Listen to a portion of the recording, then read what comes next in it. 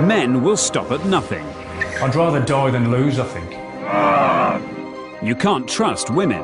Women can get away with everything, I think, in life, just by smiling. Men and women can't get along. I don't feel Craig understands me hardly at all. Are we different species? 5 men, 5 women. I found it really, really difficult. Men have no empathy. The world's biggest sex survey. Secret experiments. Right, sweetheart. Yeah. And in a world first, brain-changing drugs. It's totally changed my life. All right, mate. How you doing? Prepare to discover what really separates the sexes.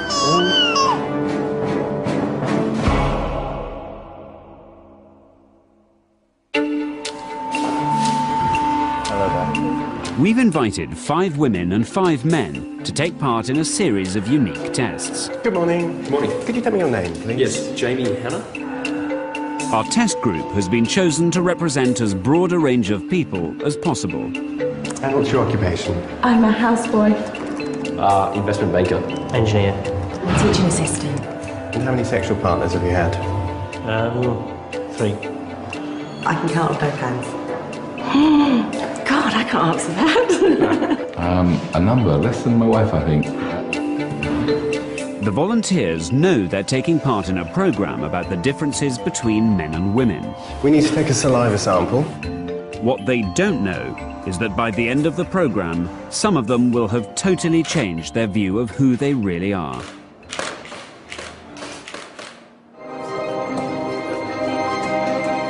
First, they need to complete the BBC's online sex survey. They'll be tested on everything from language to love, geometry to greed. On your laptop computers, there are a series of programs that assess a whole range of traits and abilities. What we want to see is how the brains of men and women differ. Professor Richard Lipper and his colleagues designed the survey for us. And since it went online, nearly 500,000 people worldwide have taken part. This is the single largest gender survey that's ever been conducted. We've never been able to assess such a variety of people in so many different areas. What we want to know is how different our men and women are, and how they measure up to the nation.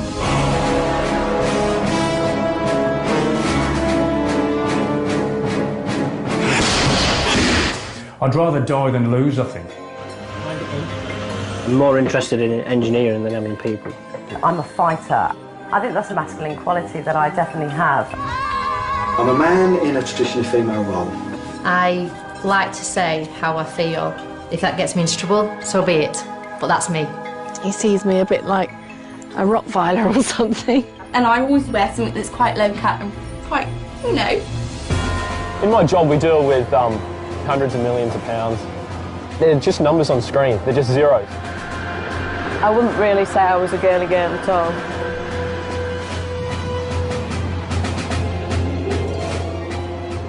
We'll be testing our volunteers whatever they do. Even the cab they arrived in was rigged with hidden cameras. Hello, mate. All All right, how you doing? And driven by an actor. BBC, eh? Oh, a load of bollocks. Is it? What's going on? They're doing a science programme, difference between men and women. The way they think, the way we think differently, yeah? Yeah. As in, men do, women don't, you know. I love documentaries. There's so much rubbish on set. The actor makes sure that all of our passengers hear the same conversation. Well, they were saying that the square mile down here, if it was an independent country, it would be the 20th richest in the world. Yeah. That's what they were saying. Amazing. Well, you think after 29 years of marriage, you know someone pretty well, wouldn't you? You would do, wouldn't you? Not me, you just run off from another bloke. Like, I'm single. I think that's why I'm on the show. I just fucking party my ass off around the world. I just can't believe I was that stupid.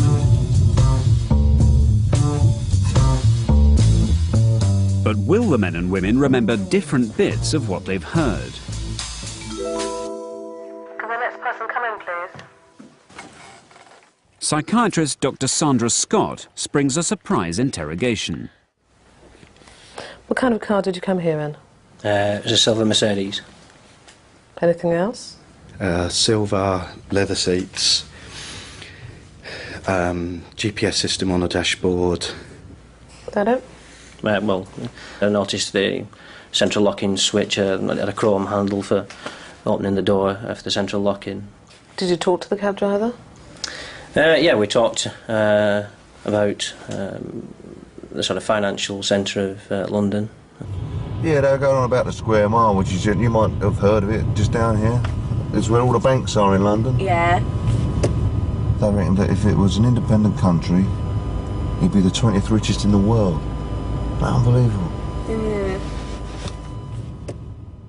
Can you recall 3 facts, or possibly more, of what he told you about the City of London? I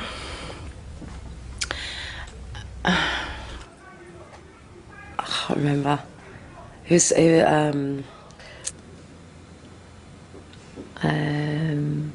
No. Do you remember him talking about his marriage? Yes, I do, yeah. So that was another topic covered? It was, yeah. The car was automatic, by the way. Sorry? The car was automatic, by the way. Okay. Yeah, it had a walnut trim. So were you actually listening to him? Yes, connecting, but rather than wishing to store information, so... What did interest you? Talking about his marriage problems, he was really quite open, which quite surprised me, really, because men are quite normally hide their feelings, but he was quite forthcoming. You know, he's glad that the kids are older and they've moved out, but it just means that he's alone now, really. And he said if it had been the other way round, she would have found out really early on, you know, it's a woman's instinct and all that. How did you catch her out? You didn't find her come home early, did you? That'd be awful. Generally speaking, all of the women had a much better memory for the emotional facts. Men were more thing-oriented, and women were more people-oriented. Women like relationships, men like facts. But according to Italian scientists, it's not quite so simple. Okay, guys, take a seat, make yourselves comfortable. We're just going to get you to watch a few minutes of TV. If the Italians are right, you're about to witness something very revealing.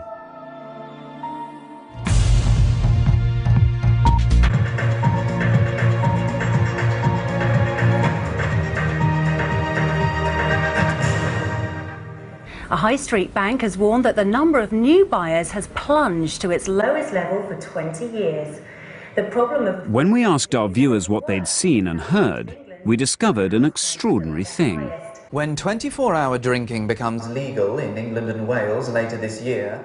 The men remembered some of what our male newsreader had said. Licences had been applied for, 6 from London, none from other places.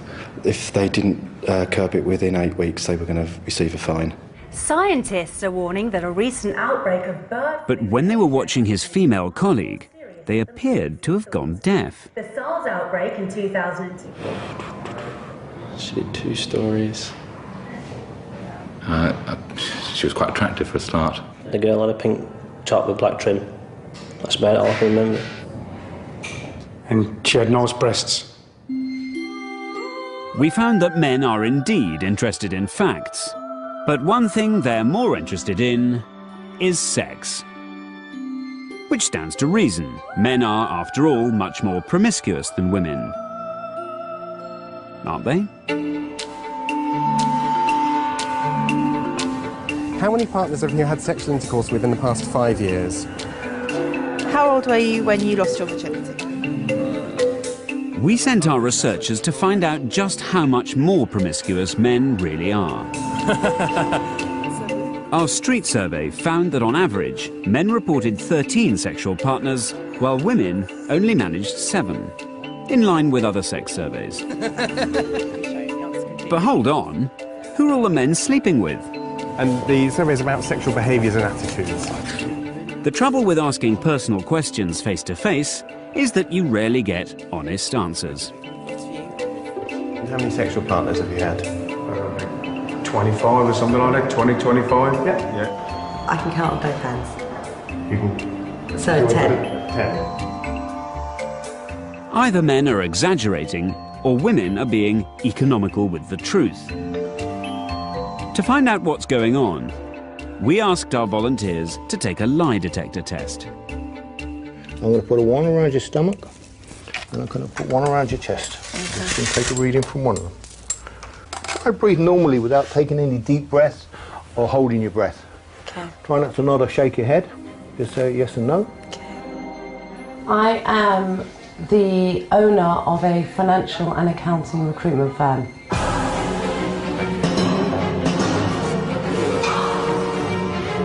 I'm very money driven.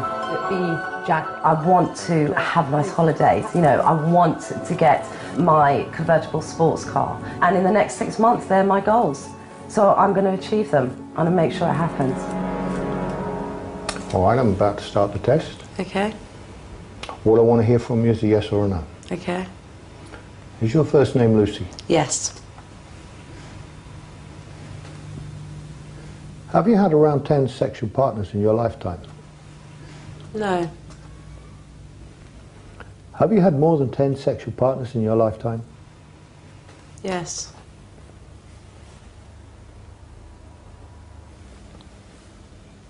I have had more sexual partners than I admitted to.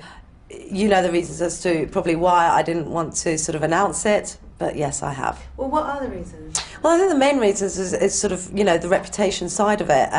You know, I want to attract a nice man. I think the man out there is still old-fashioned in his views and points. I think that, you know, he still likes a very sort of feminine type of girl who, and the thought of him, I've slept with a lot of men, you know, disgust him.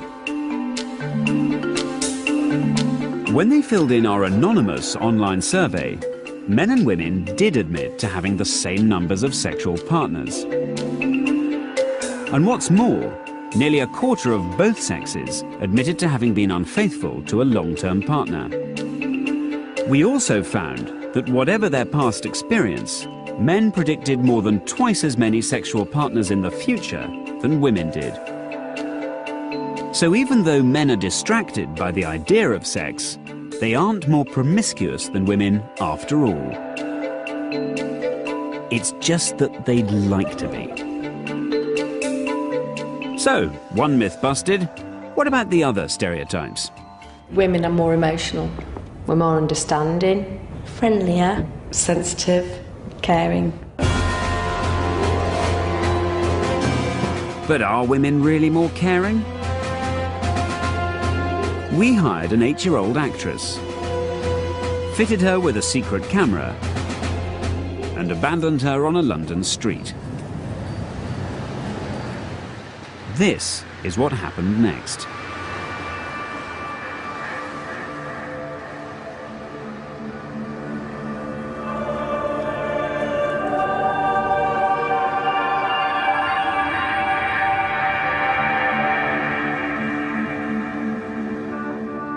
This test is a measure of empathy, the ability to put yourself in someone else's shoes and to act appropriately. Hello, darling. You alright, sweetheart? Yeah. You're waiting for someone, Pet? Yeah, my mummy's just gone in Sainsbury's. How long has she been? Don't know. Do you want some company? Well, I think it was shock to both of us to see a little girl sitting all on her own up against a cement wall. Yes, and you just wanted to go in and protect her and that's make sure that she was okay. But it was just common sense. When you see a little girl on her own, you don't walk past her. I saw her twice, actually, going down and coming back up. I thought she was probably waiting for somebody in the hairdresser's act. I know she actually did have quite a brand new pair of shoes on, so I thought she doesn't look as if she's in a large amount of trouble. I'm a male on my own, aren't I? And if I'm seen talking to little girls like that, what's the reaction? Of all the excuses given for doing nothing, concern about being seen as a paedophile seems the most plausible. But note that none of the men alerted the authorities or asked a woman to help on their behalf.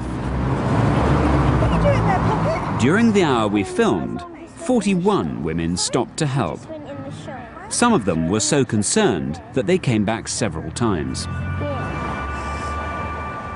But only 2 men stopped, and one of them was with a woman. 22% of women offered help, as opposed to just 1% of men. But this is just one test, and one way of measuring empathy. Our volunteers are about to try another.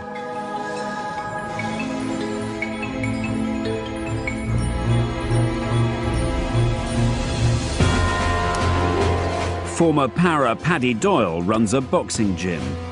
If it wasn't for fitness, I'd be in prison. You know, I would be. Paddy holds 130 world records for fitness and endurance. He is officially the world's fittest athlete. I've had to be selfish while doing my sport. And it's affected my relationships because women couldn't take that. It was either the world records or them. And unfortunately, I went for the world records. Like the others, Paddy has filled in a detailed psychological questionnaire designed to measure empathy.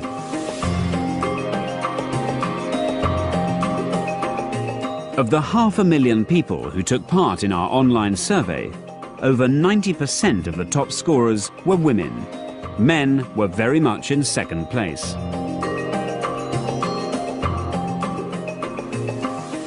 How do you think your husband would do on this? How do you think his empathy scores? score, you're having a laugh right at bottom. Men have no empathy, no. OK, well, let's talk to a man, see how he feels about that. For empathising, I got 12 out of 20. Oh, are we surprised? Yes, I am very. Thought it would have been a bit less. Yeah, so that has surprised me. In the empathy test, Paddy actually outscored all the other men, and all but 2 of the women. Paddy's breaking the mould and showed that some men can be very empathic. What about you? Definitely not the case, apparently, according to this test. I got 3 out of 20. Apparently, I've been told I do lack a bit of empathy. And I have tried using it in a sentence before, like saying, I empathise with you, but apparently that's not empathy. Can I suggest you go to Paddy for some lessons? I will.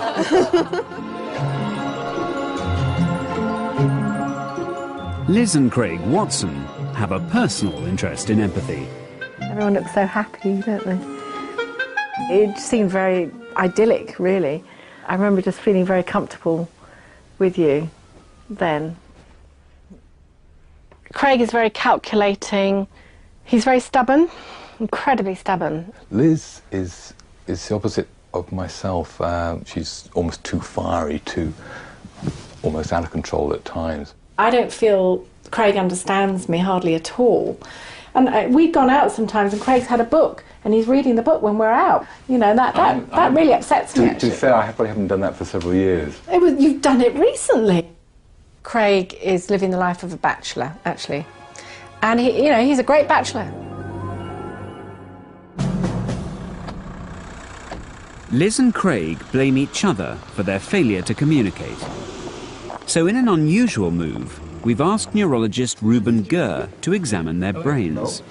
So here is the scanner, and what we will get is an image of your brain anatomy, but more importantly, we'll get images of what parts of the brain become active when you have to solve specific kinds of problems. A key part of empathy is recognizing how other people feel. We'll start doing the tests, and the first test is the test of emotion recognition. And you'll have to answer whether the face looks to you like a positive or a negative emotion. To me, communication is mostly about the non-verbal, not what you actually say, but what you're feeling. And I think Craig's not that in touch with his feelings enough. Actually, maybe I've got perhaps more sensitivity in that area than I'm given credit for, and vice versa, that Lizzie hasn't got quite as much strength in that area as she gives herself credit for. Well, that's interesting. I just learnt something else. If the scan reveals that Liz and Craig read other people's emotion differently, then some of their misunderstandings might be instantly explained. The part of the brain that deals with emotions is right in the center of the brain, right here.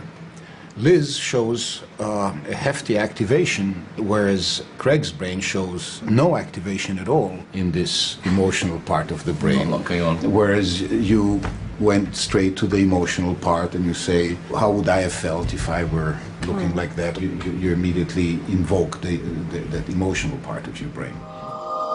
Liz is 40% more accurate than Craig at reading emotion in others because she is using the emotional part of her own brain. And the scans reveal that in this test, Craig shows no emotional response at all. Liz, are you surprised at Craig's result? What surprised me most was the fact that it was completely devoid of any emotional response in the centre part of the brain. I mean, that actually has given me a big insight into why I've often felt I wish he would show some emotion. Yeah, but also switching back, in terms of our relationship and in terms of just our understanding, I sometimes need things to be spelt out more. Yeah. You know, actually don't think I'm just going to take it on telepathically or so. Just, you actually got to tell me. And also, I mean, in situations where there's potential conflict and so on, I'm trying to calm things down actually. 'Cause I guess I just want to avoid conflict. Whereas you're more able to, or more willing to sort of embrace. Well, I just think it's a much more interesting level to operate on if you can get into your emotional response a bit more. If women assume that men are just like them, and vice versa, that's when you get into difficulties. As far as you're concerned, you're sending out all these signals. It's entirely obvious that you are upset. So then when the bloke doesn't respond, you up the ante some more because you're determined to get the emotional response. You introduce emotive topics, so he has to respond. He can't ignore it. And then what do? You end up hanging a ding-dong. It's a shame for it to have to degenerate into a row just in order to activate the emotional response. The only real way forward is to realise we are different, we process this sort of information differently, and how are we going to make that work?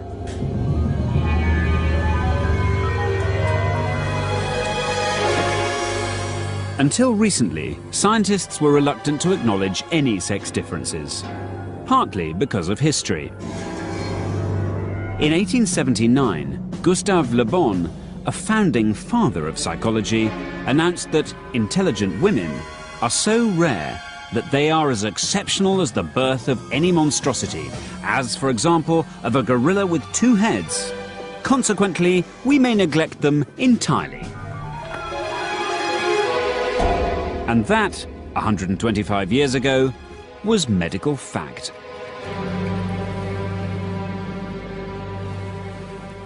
If I bring out a male brain and put it next to a female brain, you can see there's very little difference in any of the structures on the surface of the brain. The only difference really between these two is their size. And in general, female brains are a little bit smaller. So the explanation for this is men tend to be bigger. And so this is in proportion to that difference in body size. I don't think anyone's going to suggest that a small man is any less intelligent than a large man. Having said that, there have been a number of studies to suggest that certain areas of the brain might be slightly different in size. And the biggest areas of difference appear to be in language processing and also in this part of the frontal lobe, which is important in visuospatial processing. And this might be the basis for some of the functional differences we see between men and women. They may just be wired up differently. Dup. In this test, Tim is listening to made-up words. Bok. Different sounds are played to each ear at the same time. Bub. But Tim only hears one of them. Geb. When Claire listens to the same test, this is what she hears. Geb and Gad. Because women use both sides of the brain to process speech, Claire can hear both sounds. Todd and Top. Dodd. But Tim, who as a man only uses the right side of his brain, Ged. can only hear one. Bok. I found it really, really difficult. It almost came over as one word in both ears at the same time. Things aren't looking very good for men. That was automatic, by the way. Object-centred, partially deaf, unempathic, sex-obsessed fantasists is not how most of them would like to be remembered. Men are supposed to be go-getting, thrusting, successful. So we're giving them a chance to shine. After all, men love competition, and they're great at driving. Aren't they? I want women to win badly. I'm going to really try and win this. I'm in. I almost feel it in the pit of my stomach. That I just want to be better than everybody else. The hormone testosterone plays an important part in competitiveness. Testosterone, the so-called male hormone, is actually produced by both men and women.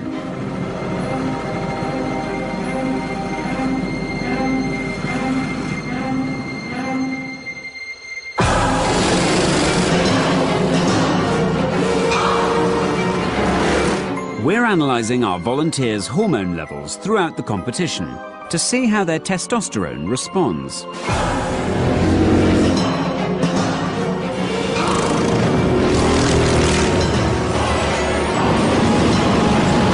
It seems that men, the kind of biological response to a competition is very different than that in women. In the men, we see large fluctuations, which is consistent with what one expects in response to competition, but we see virtually zero fluctuation in the women. Men are more likely, as a result of this increase in testosterone, to take risks, and risks might, in an encounter, a competitive encounter, might be beneficial. The testosterone-powered men quickly take the lead.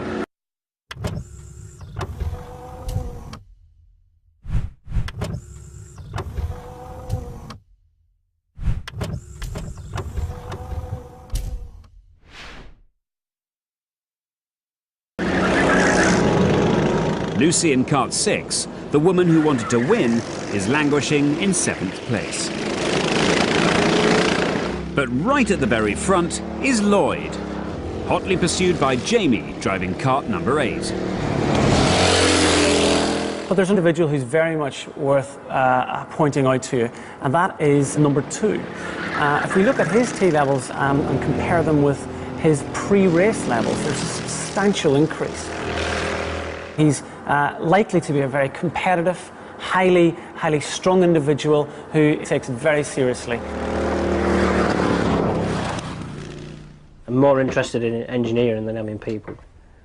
If it came a choice between separating me from my lathe and separating me from Oliver, I would let go of the lathe. But I wouldn't give it up easily. Want me to go first?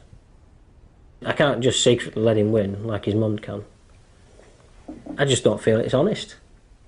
Right, are you ready? You ready for this? No. Jump, jump. To be honest, I don't really feel bad that he's crying. To me, he's just displaying what I would feel if I lost. I'd want to be doing the same thing, really. How old is he? 6. I'm not a monster. But monstrous things are happening to Lloyd. Jamie's taken the lead, and he's not showing any signs of giving it back. But as Lloyd tries to regain the lead, his testosterone skyrockets, and things go from bad to worse. Yet more testosterone and more stupid risks. Lloyd's race position is in freefall. As Jamie strolls past the checkered flag, Lloyd's world has disintegrated. The former race leader finishes 5th. There's an extraordinary finding here where number 2's testosterone levels decline rapidly to nearly that of his pre-race levels, which suggests to me that something unusual is happening. Something's gone wrong here, and I suspect he's not very happy about it. I feel absolutely enraged, not with anybody else but with myself. 5 minutes ago, when you were up there, I could have gone out, smashed something, hit somebody. That's how I felt. I wouldn't have done, because you know you can't do that in public. But I felt good, but I mean, I did actually aim to win. I wasn't going in to, well, I wanted to have a good time, but I wanted to win as well. Jamie's testosterone levels during the race revealed the secret of his success. While Lloyd's levels went through the roof, Jamie's were much more subtle, allowing him to become more competitive and take informed risks. His modest rises were useful, where Lloyd's were catastrophic. But if we look at the women, there's no rise in testosterone levels at all. There's no doubt that women can be competitive, but they don't have the edge that testosterone can give men. I am a very competitive person. I was trying to do my best. I think I just, you know, break. And then when I see somebody in front of me, instead of trying to swerve around them, I hesitate. The men's rise in testosterone turbocharges their competitive instinct, though it can be a very mixed blessing. I did. Cheers, biggest. It's not by chance that women are less prone to road rage. Tastes quite bitter, actually. Testosterone is an incredibly powerful hormone. It affects us all, men and women. And it affects us well before we're even born.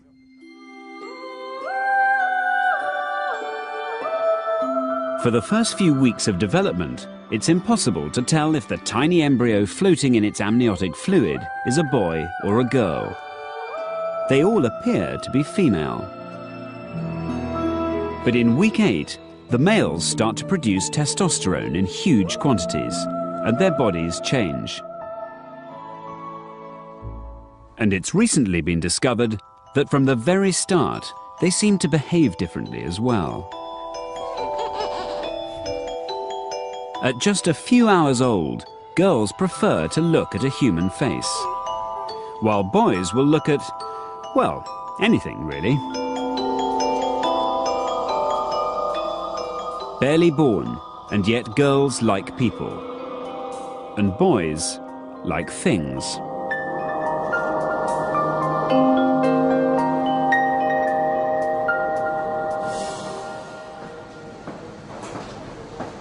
Professor Simon Baron-Cohen had a hunch that the differences in behaviour were down to testosterone. He just needed proof. I was very surprised to discover that hospitals routinely store the amniotic fluid after they carry out an amniocentesis. This was the opportunity that we were looking for. Here was the fluid that, if you like, allowed us to go back in time to make any link between the hormone levels in the womb and the child's current behaviour. Well, finding the amniocentesis test was tremendously exciting because never before were you able to measure testosterone levels produced by the child and look at later behaviour in relation to that. Oh, look at that there. Why do you think the big triangle is pushing the little one? Dunno. You don't know?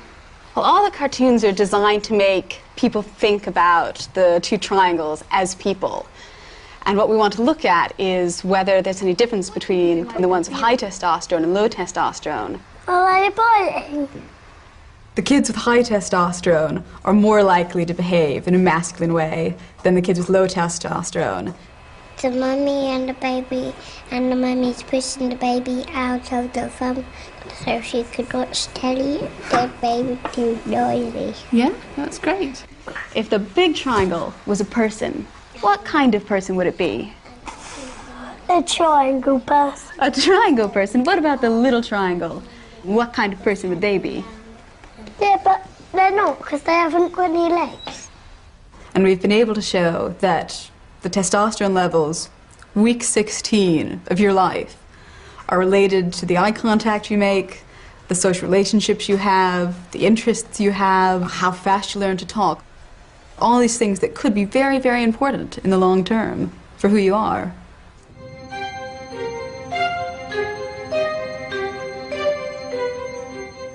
Most of us will never have the opportunity to have our amniotic fluid analysed.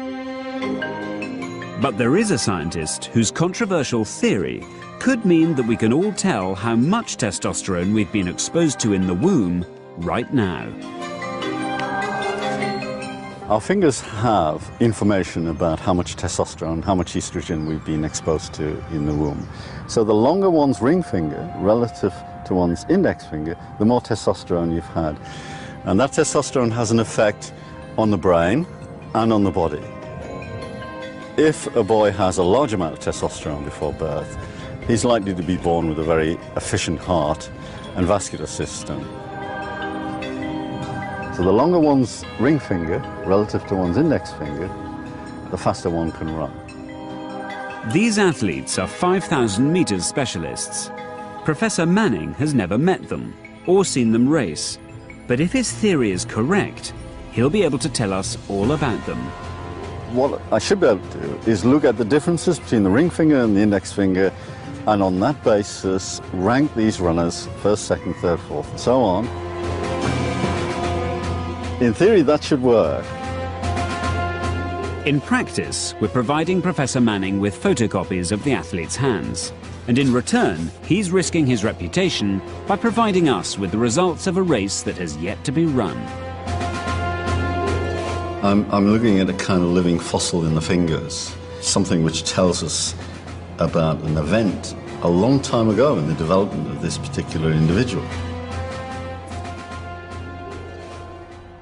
Each of these cards has got a number on. The number's obscured, so don't take the front off. And the number is my prediction as to where you're going to end up at the end of the race. On your marks. There are other variables that I just have no knowledge of whatsoever. How many times do these runners train, for example? Are they feeling okay today? Have they had a row with their girlfriend? You know, I don't know these men, and all I've seen are their hands. You know, I'm quite nervous about this. I hope I'm right, and I'm willing to give it a go.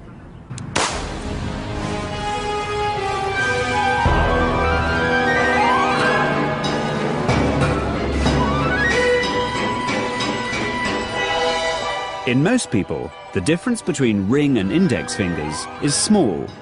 But the ring finger of one of our runners is a whopping 6 millimeters longer than his index finger. And Professor Manning is certain that he's found his winner.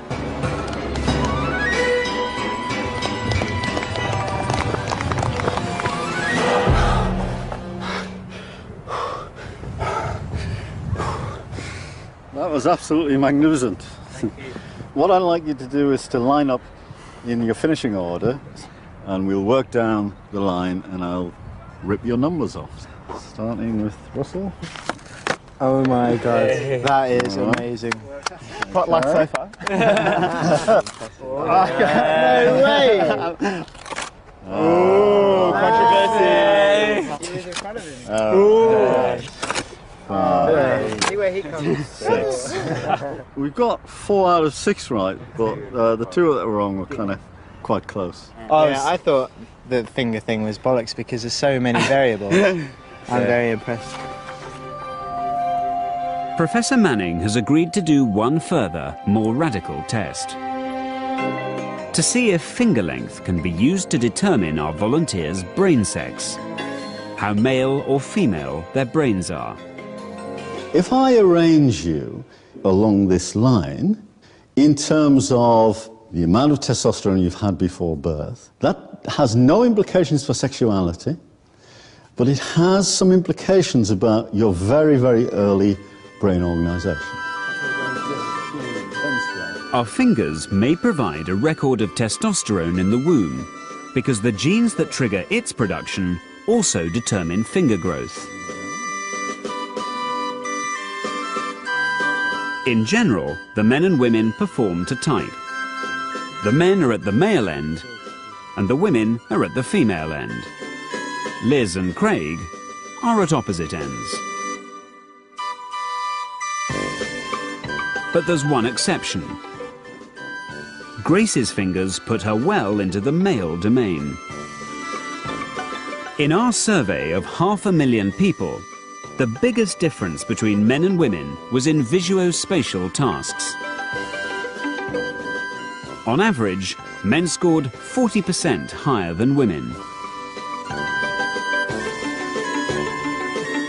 But some women did outstandingly well. And Professor Manning thinks that's partly down to testosterone.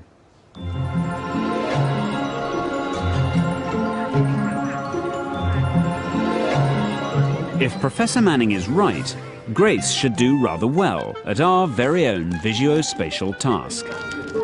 Hi everybody. Hi. My name's Tony. Good morning. I'm here today to teach you on the CAT 432 backhoe loader. Operating a digger requires a lot of hand-eye coordination and visuospatial skills. Okay, as if you're holding a fine lady. And according to our survey, most women aren't that great at visuospatial skills. Put the bucket flat.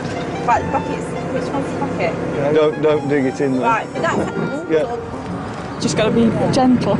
So you will win, because we're gentle. These lot are like...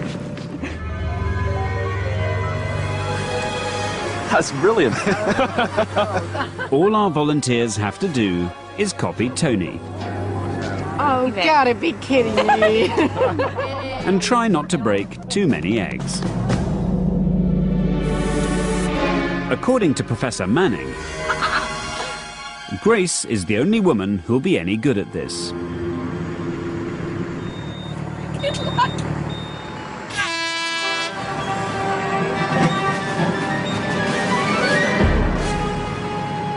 Oh, shit! Oh, no!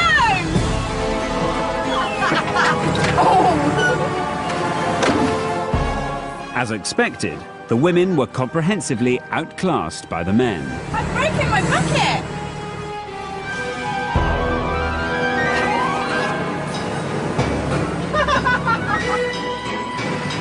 But there was one exception. Grace was joint winner with Lloyd, scoring 3 times higher than the rest of the women. I think most of the girls, the other 4 girls, are living up to the social expectations of being woman-like, whereas Grace hasn't fallen into that trap.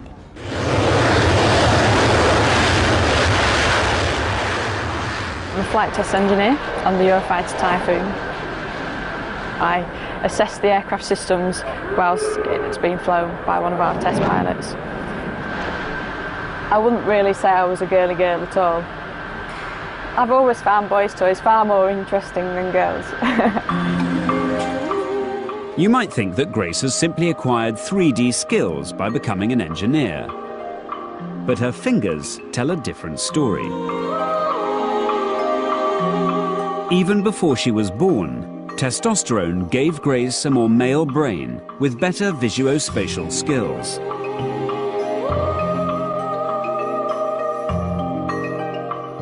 Testosterone is an incredibly powerful hormone that affects us all, men and women. A triangle person. A triangle person. It shapes our bodies Oh my God. and affects our minds. And it even seems to be at the heart of why, on average, women are better at language and emotional skills, while men are better at visuospatial skills. But of course, it's not quite that simple. Averages conceal individual differences. We've got 9 months in the womb to consider, and testosterone is not produced in the same amounts throughout those 9 months. So that it's possible to have a kind of mosaic brain. Different levels of testosterone at different times in development might explain apparently contradictory brain skills in the same person.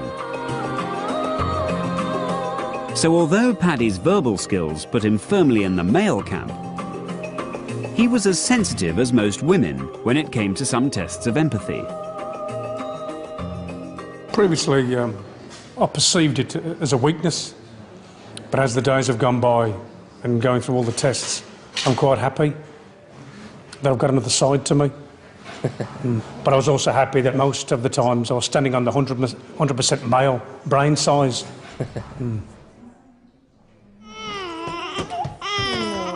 Time for one last test. This task is going to be about changing nappies. And one of you lucky ladies is going to have to be with this crying baby. On the face of it, simply a question of who's best at childcare. But in fact, it has a deeper purpose. You're a good boy for Auntie Lulu, aren't you? Because you didn't do any naughtiness for Lulu. As we might expect, most of the women do the task well. Such a lovely girl. There you go, right mate, how you doing?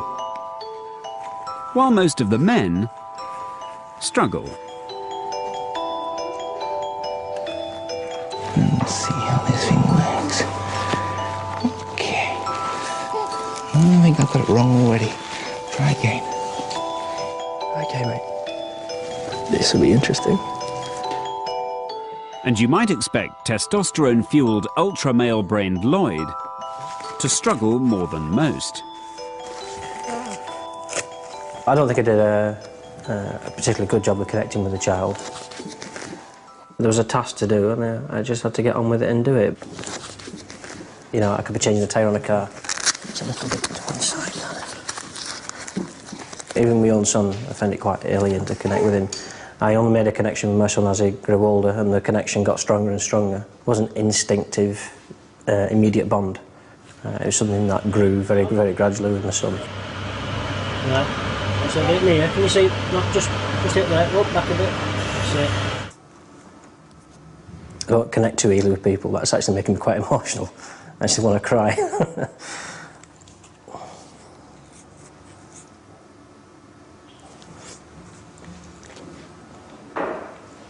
I feel like there's something missing.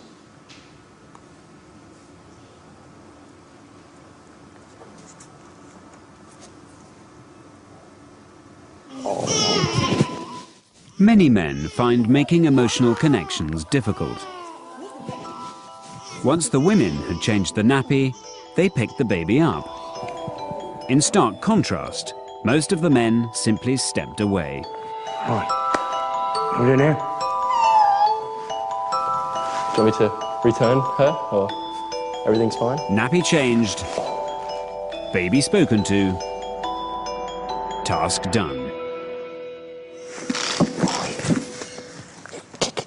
You're going to be a footballer. Oh, God, look at Yet despite Lloyd's fear that he doesn't readily connect, when it came to the end of the baby test, he surprised everyone. Oh. There's a real connection there. Yeah, he's enjoying that bit. Looks natural. To him, it feels natural. I could kiss you. Oh, I see. Oh, we're talking now, aren't we? Lloyd is aware that he's not naturally empathic. So he's made more of an effort, working his brain harder. The result is that his behaviour is indistinguishable from the women. Oh, no. I feel really quite emotional watching that. That's lovely. Yeah, oh, that is really, nice. really lovely. Yeah. It's almost like he does all these empathic things, but in his mind, these things don't add up to empathy for some reason. I'm not quite sure how he would describe these things. The sex of our brain is not as clear-cut as the sex of our body. I'm much more feminine than I realised. While women tend to have female brain sex, and men usually have male brain sex, as individuals we are a mosaic, a unique mixture of both. As a childminder and looking after kids, I'd have hoped my empathy score would be a bit better. You know, I have got a hard exterior, but it's not, so I've got a soft interior. I can learn a lot from Paddy, and Paddy has learnt me a lot already. They're saying that guys have these skills and girls have these, but I think you'd be more successful if you were a guy who had all these female skills, because then you'd have something different to offer.